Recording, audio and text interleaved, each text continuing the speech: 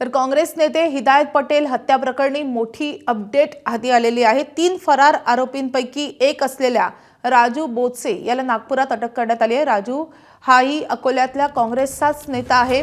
हा अकोला जिल्हा परिषदेचा माजी सभापती आहे आणि याला नागपुरातल्या रवी भवन या शासकीय सर्किट हाऊस परिसरात हिदायत पटेल यांचे पुतणे फतेह पटेल आणि त्यांच्या सहकाऱ्यांनी पकडले गेल्यानंतर राजूनं आक्रमक पवित्रा घेत पळून जाण्याचा प्रयत्न केलाय आणि त्यामुळे त्याला आणि त्याच्या सहकार्याला पकडणाऱ्या फतेह पटेल आणि त्यांच्या सहकार्यात काही काळ झटापटही झाली आणि त्यानंतर नागपूर पोलिसांनी त्याला ताब्यात घेत अकोट पोलिसांच्या स्वाधीन केलाय।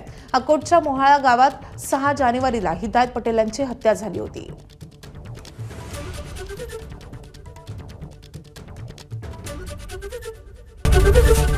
एबीपी माझा, उघडा डोळे बघा नीट।